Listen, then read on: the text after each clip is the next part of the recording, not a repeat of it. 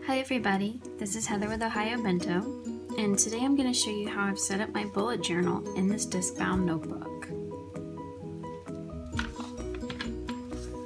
So I'm going to keep this at an angle so the glare isn't too bad. I've actually combined 3 different systems: the ARC system from Staples, Tool system from Office Depot, and even the Happy Planner from Michaels. So to create my actual bullet journal, I have it sectioned off using these tab dividers. In the very front, I have my future log. I don't remember where I saw this. I will attempt to hunt down the Instagram link, but I thought this was a brilliant way to do a yearly calendar. Rather than having all the big boxes, you just have your days of the week listed here, and then what day of the month it is. And I've made a mild liner highlight line to show the difference between 2016 and 2017. I have circled holidays in gold, and I'm starting to circle birthdays in pink so that I can easily see them when the time comes up. The rest of my future log is going to look like this. I took the same idea from my last bullet journal, made it a little cleaner. I always like to try to make things as clean as possible. I don't really care for my cursive handwriting, but that's okay. It'll get better over time. So what I've done for my future log is kept things very, very simple. I put a dot next to days that I have off, so holidays or here, and weekends. And then if I schedule a day off with PTO, I can also dot that in. And then I've written down special holidays, appointments, like pediatrician appointment, and vacations, and different things like that that I need to remember for the future. One of the things that I love about using a disc-bound system, and why I think I will not be going back, dare I say, I will probably not be going back to a bound notebook, is that I can add and remove pages wherever I want. So right now I do have a couple pages here waiting to start 2016, but once I get a few of these in here, I can start pulling them out and put them into a storage notebook. So I went ahead and purchased some really large discs to use as a storage notebook. So this is where I keep extra tab dividers, extra paper, and then once things get too big in my everyday carry bullet journal, I can start storing them in here so that I can keep them for a long time. Next tab is my pretty traditional bullet journal monthly spread areas, where I've got my monthly pages, brain dump, wellness tracking, my weight chart, my habit tracker, my memories page, which I haven't started filling out yet, and then my actual weekly spreads for my bullet journal.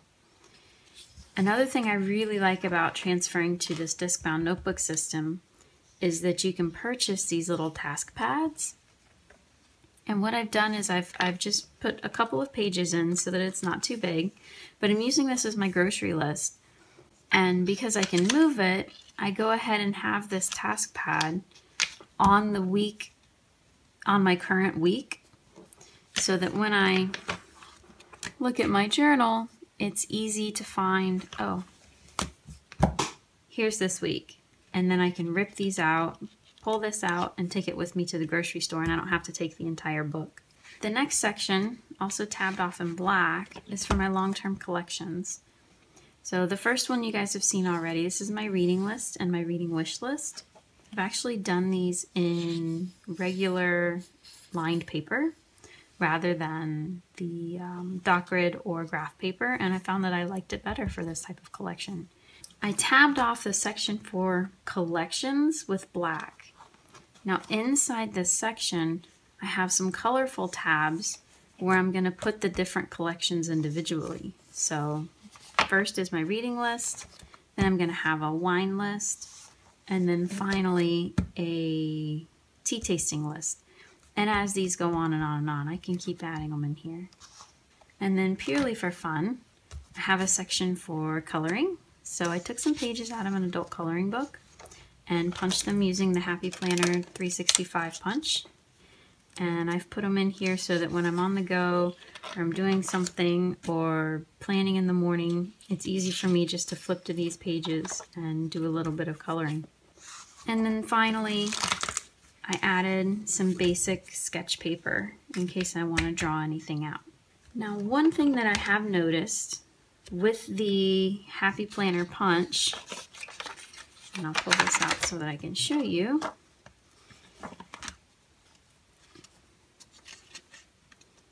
is the, if you can see the tine here? I don't know what to call them other than calling them tines, but the punch goes farther into the paper than the paper you purchased with the tool system or the ARC system. So after I punched this, I went ahead and just stuck them into the notebook. They stick into the disc farther, but you could take a paper cutter and just cut it off a little bit and make it about the same size. And that's pretty simple to do. So far, it hasn't really bothered me. Every now and then I notice that when I try to flip pages really fast, they'll get caught. But if I need to cut them off in the future, I can. So far, that's it. That's the setup for my bullet journal in this disc-bound system. I have not done any short-term collections yet in this notebook. I'm thinking that, like the Leuchtturm or the Midori MD notebook or any kind of bound notebook, I'm thinking that I'm just going to keep short-term collections inside my monthly spreads. So if I have a cleaning project or, you know, a weekend project or something like that that I want to keep only temporarily until it's finished, I'll probably just keep it in here within the monthly spreads and then transfer it out of the book once it gets too full. One of the advantages of a disc-bound system over, say, a 3-ring binder, even though a 3-ring binder does let you move pages around, add pages wherever you need, the disc-bound system lays flat. And that is an amazing thing to me. The 3-ring binders tend to get in my way when I'm trying to write, and it's really irritating. But with the disc-bound system, I can fold it flat, do my writing, or if I really need to, it's really simple to pull it out, rather than having to open up the binder and it making a lot of noise. And most of my planning is done with a sleeping baby in the room next to me, so being quiet is a very good thing. So that's one of the reasons why I like the disc-bound system a lot better than a 3-ring binder. Without buying your own punch, just getting started in the system, you can get the notebook cover with the discs and some lined paper for around $8 or $9 US if you go to Office Depot. The systems at Staples are a little bit more expensive. Of course, you can also get fancier versions with leather covers and things like that, which are going to cost a good bit more money. But for the basics to get started, $8, $9 for the notebook. The packs of paper are around $4 at Office Depot for the refill pack, and it's 50 sheets. And it doesn't sound like a lot, but it'll take you pretty far. And they're about $4 or $5 a piece. And then the tab dividers are about $3.50. And then the task pad is about $3.50. So for less than $20, you've got a really robust system with a lot of options. But even just for the basics, you can spend about $10 to $15 and spend less than you would on a Leuchtturm and have a lot more options. So I am hooked, I'm sold, I'm loving it.